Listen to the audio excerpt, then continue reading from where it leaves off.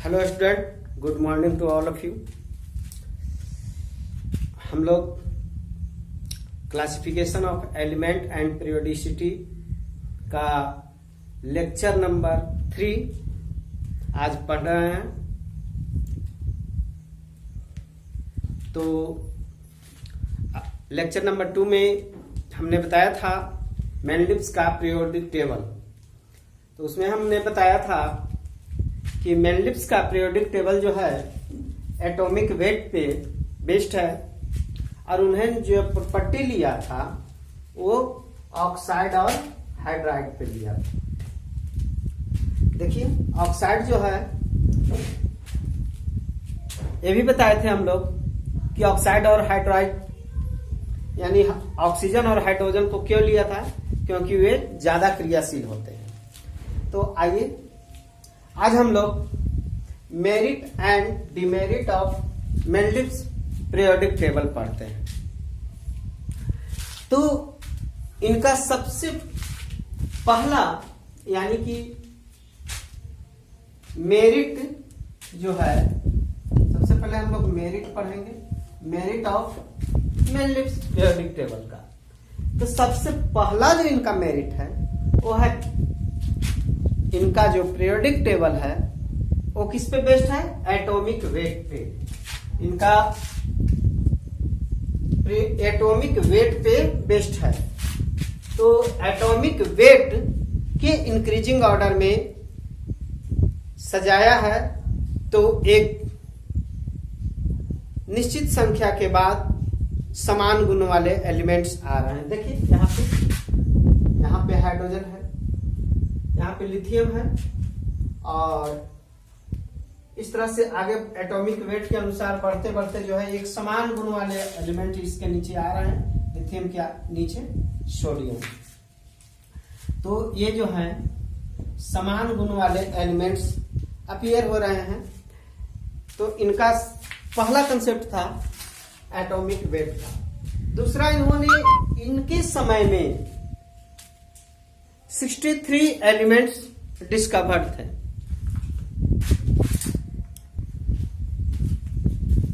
इनके समय में टोटल एलिमेंट्स की संख्या कितनी थी, 63 एलिमेंट्स डिस्कवर्ड थे। तो इन्होंने अपने पीरियोडिक टेबल में टोटल 63 एलिमेंट को सजाया। जितने भी एलिमेंट इनके समय में डिस्कवर्ड थे, टोटल के टोटल 63 एलिमेंट्स को इन्होंने अपने पीरियोडिक टेबल में सजा दिया है। तीसरा इनका मेरिट था कि अनडिस्कवर्ड एलिमेंट के लिए, अनडिस्कवर्ड एलिमेंट के लिए इन्होंने गैप छोड़ दिया। देखिए यहाँ पे एल्युमिनियम के नीचे गैप छोड़ दिया है इन्होंने, सिलिकॉन के नीचे गैप छोड़ दिया है इन्होंने। तो इन्होंने अनडिस्कवर्ड एलिमेंट का गैप छोड़ दिया कि यहाँ पे अगले जो साइंटिस्ट आएंगे वो डिस्कवरी करेंगे और उनका यहाँ स्थान देंगे। इन्होंने इस अनडिस्कवर्ड एलिमेंट का प्रॉपर्टी भी फाइंड कर दिया था। इन्होंने कहा कि एल्युमिनियम के नीचे जो एलिमेंट आएगा, एल्युमिनियम के नीचे आने वाला एलिमेंट्स को उन्होंने नाम दिया इक्का एल्युमिनियम। इक्का एल्युमिनियम। इक्का का मतलब होता है नेक्स्ट, मतलब बाद में। इस मतलब एल्युमिनियम के बाद में आने वाला एलिमेंट को इक्का मतलब बाद में, नेक्स्ट तो आने वाला एल्युमिनियम।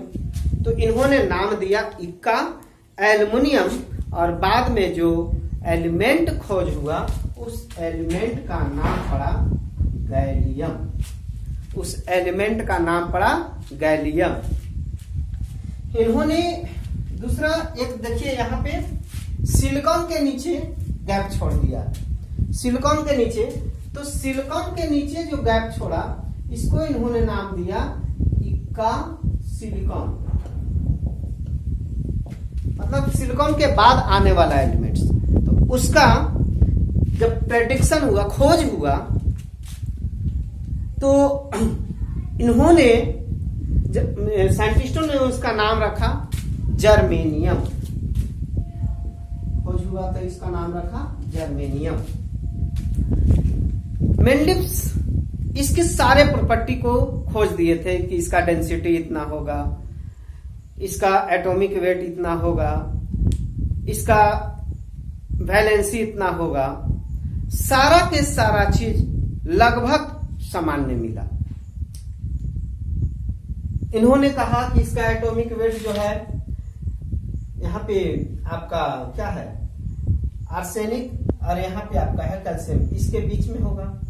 तो ये यहाँ पे इन लोग का atomic weight same to same लगभग मिला। इसका जो है वैलेंसी इन्होंने तय किया था कि इसका वैलेंसी जो है, कार्बन की जो वैलेंसी होगी वही होगी, एकदम सेम टू सेम मिला। इसका प्रॉपर्टी जो है कार्बन से मिलेगा तो सब मिलते गया। तो ये जो है इनका सबसे इंपॉर्टेंट मेरिट रहा कि इन्होंने आने वाला समय के, आने वाला एलिमेंट्स के लिए भी, अनडिस्कवर्ड एलिमेंट्स के लिए भी खाली जगह छोड़ दिया था। और आज जो है वो इनको फायदा किया और यहाँ पे वो एलिमेंट्स सजाए गए। ये हुए इनके मेरिट्स, जिसके आधार पर इसे फादर ऑफ पीरियोडिक टेबल के नाम से भी हम लोग जानते हैं। काफी खासियत, क्योंकि पीरियोडिक टेबल की दुनिया में इन्होंने हलचल मचा दिया था। और चूंकि इनके बाद पीरियोडिक टेबल का हिस्ट्री जो है लगभग स्टे हो गया था, मोस्ले साहब ने इन्हीं के पीरियोडिक टेबल को केवल मॉडिफाई किया था। तो अब हम लोग आते हैं demerit of Mendeleev periodic table. तो अब हम लोग चलते हैं इसका डिमेरिट्स। तो इनका पहला जो डिमेरिट था, उन्होंने क्या किया कि चूंकि इनका सबसे पहला मेरिट था कि एटॉमिक वेट के अनुसार इन्होंने सजाया, एलिमेंट्स को बढ़ते हुए एटॉमिक वेट के अनुसार इन्होंने सजाया। लेकिन कुछ इन्होंने गलती भी कर दी। सबसे पहला गलती इन्होंने किया कि डिसिमिलर एलिमेंट को एक साथ रख दिया। जैसे यहां पे देखिए इस पीरियोडिक टेबल में lithium, sodium, potassium, rubidium, caesium, francium, ये है एलिमेंट, सिमिलर एलिमेंट्स हैं। इसके साथ कॉपर, सिल्वर, गोल्ड को इन्होंने रख दिया। कॉपर, सिल्वर और गोल्ड को रख दिया। तो कॉपर, सिल्वर और गोल्ड लेस रिएक्टिव एलिमेंट होते हैं। यानी कि हम लोग वहां देख सकते हैं कि सोडियम, पोटेशियम जो है, सोडियम, पोटेशियम, ये सब जो है हाईली रिएक्टिव एलिमेंट्स हैं। इनके साथ कॉपर, सिल्वर और गोल्ड, कॉपर, सिल्वर और गोल्ड को रख दिया। ये जो है आपका लेस रिएक्टिव है, यह रिएक्टिव एलिमेंट है, और ये जो है लेस रिएक्टिव होते हैं। इन्होंने पहला गलती किया कि डिसिमिलर एलिमेंट्स को एक साथ रख लिया। दूसरा इन्होंने गलती किया separation of similar element. Similar elements का इन्होंने क्या कर दिया, अलग अलग रख दिया। जैसे देखिए यहां पे पीरियोडिक टेबल में ये जो गोल्ड है और ये प्लैटिनम है, यहां पे प्लैटिनम है और यहां पे गोल्ड है। दोनों ही लेस रिएक्टिव एलिमेंट है। प्लैटिनम और गोल्ड लेस रिएक्टिव एलिमेंट है। दोनों की प्रॉपर्टी सिमिलर होती है, लेकिन दोनों को अलग अलग रख दिया। यहां गोल्ड को रख दिया 1 में और प्लैटिनम को रख दिया कहां, 8 ग्रुप में। यहां पर भी उन्होंने गलती किया कि जो डिसिमिलर एलिमेंट, जो सिमिलर एलिमेंट, सिमिलर प्रॉपर्टी वाले एलिमेंट है, उनको अलग अलग रख दिया। ये दूसरी गलती। तीसरी गलती इन्होंने किया पोजीशन ऑफ हाइड्रोजन, जो आज तक भी गलत ही है। हाइड्रोजन का पोजीशन 1 फर्स्ट ग्रुप और 7th ग्रुप, यानी इनका प्रॉपर्टी एल्कली मेटल से और हैलोजन्स दोनों से मिलते हैं। अल्कली मेटल और हैलोजन दोनों से मिलते हैं। तो अब यहां पे सवाल उठता है कि हाइड्रोजन को रखा जाए तो कहां रखा जाए, अल्कली मेटल के साथ रखा जाए या हाइड्रोजन के साथ रखा जाए। तो इन्होंने अल्कली मेटल के साथ रखा, यानी हाइड्रोजन का पोजीशन आज भी क्या है, नहीं सही पता है कि किसके साथ रखा जाए। चौथा इन्होंने गलती की, पोजीशन ऑफ आइसोटोप्स। आइसोटोप्स उसको कहते हैं जिसका एटॉमिक नंबर सेम और एटॉमिक वेट डिफरेंट होता है। एटॉमिक नंबर सेम और एटॉमिक वेट डिफरेंट होता है, उसको आइसोटोप्स कहते हैं। मान लीजिए कि आपका हाइड्रोजन है, हाइड्रोजन का 1, हाइड्रोजन का 1, 2, हाइड्रोजन का 1, 3।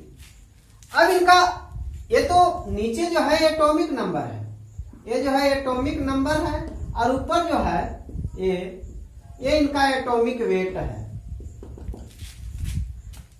तो एटॉमिक इनके पीरियोडिक टेबल में बढ़ते हुए एटॉमिक वेट के अनुसार सजाया गया है।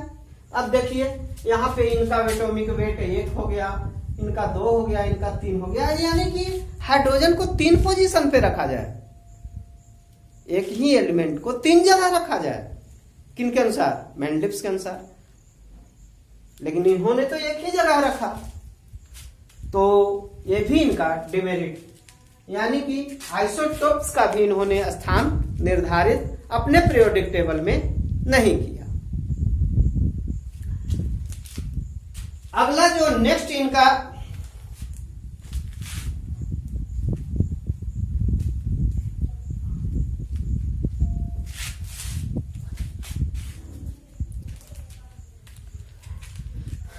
गलती, सबसे बड़ी गलती जो इनको, जिसपे इनका पीरियोडिक टेबल आधारित है एटॉमिक वेट के अनुसार, तो इन्होंने 5वां जो गलती किया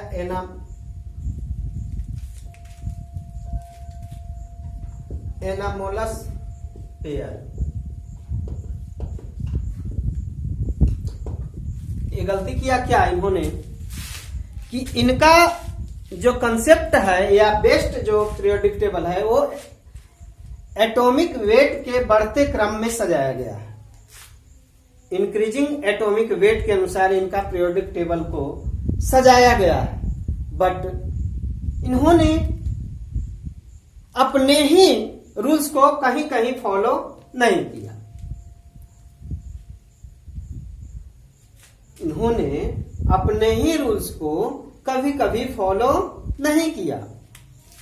जैसे यहां पे देखिए, जब निष्क्रिय गैस की खोज हो चुकी थी तो आर्गन और पोटेशियम, आर्गन का एटॉमिक वेट 39.9 होता है, इसका 39.1 होता है। तो इन्होंने सबसे पहले आर्गन का पोजीशन दे दिया। यहां पे निष्क्रिय गैस है आपका हीलियम, नियोन, आर्गन, क्रिप्टन, जेनन, रेडन। तो आर्गन का जो है 39.9 होता है यहां पे। तो पहले पोजीशन इन्होंने आर्गन को दिया, उसके बाद इन्होंने पोटेशियम को रखा। उसी तरह से कोबाल्ट और निकेल को देखिए, यहां पे कोबाल्ट और निकेल को देखिए। यहां पे कोबाल्ट का एटॉमिक वेट होता है 58.9 और निकेल का होता है 58.6। कोबाल्ट का एटॉमिक वेट निकेल से अधिक है, कोबाल्ट का एटॉमिक वेट निकेल से अधिक है। फिर भी इन्होंने कोबाल्ट को पहले रखा किससे? निकल से। यानी कि कुछ कुछ जगहों पे इन्होंने अपने ही रूल्स को फॉलो नहीं किया, तो उन्होंने क्या किया कि प्रॉपर्टी लिया, हाइड्राइड लिया, ऑक्साइड लिया, यानी कि इनका जो प्रॉपर्टी था ऑक्साइड और हाइड्राइड उसका फॉलो किया, इन्होंने एटॉमिक वेट का फॉलो नहीं किया। तो इस तरह से इनके एनामोलस पर बन गए, यानी कि जो इनका रूल्स होना चाहिए था उस रूल्स पे इन्होंने बेस्ट नहीं रखा, एटॉमिक एलिमेंट्स को नहीं सजाया। तो इस तरह से ये सब इनके 5 डिमेरिट्स थे जो बाद में मोस्ले साहब ने इसको सुधार किया। तो आज का क्लास इतना ही, नेक्स्ट अगले क्लास में हम लोग पढ़ेंगे। तो सबसे पहले मैं हूं एसके पटेल और मेरा लवली चैनल है इम्प्रेशन ट्यूटोरियल। तो आप लोग मेरे चैनल को लाइक, सब्सक्राइब और शेयर करें, अपने दोस्तों को दिखाएं, और जो भी आप लोगों को प्रॉब्लम्स आए वो कमेंट बॉक्स में लिख दें, मैं उसका जवाब देने की कोशिश करूंगा। और अगर इसके पहले वाले आप लोग लेक्चर नहीं देखे हैं तो डिस्क्रिप्शन बॉक्स में जाकर के लिंक दिया हुआ है, उस लिंक्स पे आप देख सकते हैं। धन्यवाद।